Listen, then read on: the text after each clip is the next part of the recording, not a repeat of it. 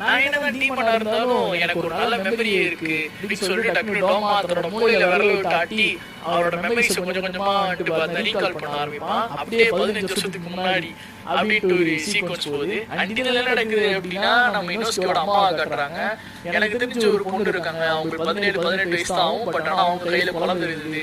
அவங்க ஹஸ்பண்ட் அவங்க ரொம்ப டார்ச்சர் பண்ணிட்டு இருந்தாங்க. ஏன் அவங்க மாமியார் கூட வந்துட்டு பார்க்க அந்த பொண்ணை ரொம்ப வந்துட்டு இந்த மாதிரிலாம் குடும்பப்படுத்திட்டு இருந்தாங்க. ஸோ அதுக்கப்புறம் அவங்க என்னோட எட்டர்னல் பேரடைஸ் கல்ட்ல வந்துட்டு பார்த்தா ஜாயின் பண்ணாங்க. ஸோ அவங்களுக்கு வந்துட்டு வேற யாருமே இல்லை அப்படின்றப்போ அவங்க நான் பார்த்துக்கிட்டேன்.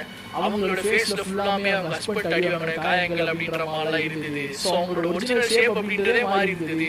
அவங்க காயங்கள் எல்லாத்தையும் குணப்படுத்தி நான் தான் அவங்களை ஹீல் பண்ணேன். அப்படி பண்ணும்போது அவங்க ரொம்பவே அழகா இருந்தாங்க. இன்னும் சொல்ல போனா அவங்களோட கண்ணு அண்ட் அவங்களோட முக அமைப்பு எல்லாமே உன்னோட அப்படியே சிமிலரா இருந்தது. உங்க அம்மா தானே இனோஸ்கே அப்படின்னு சொல்லிட்டு நம்ம டோமா கேட்பாரு. என்னது அம்மாவா? எனக்கு அம்மா தான்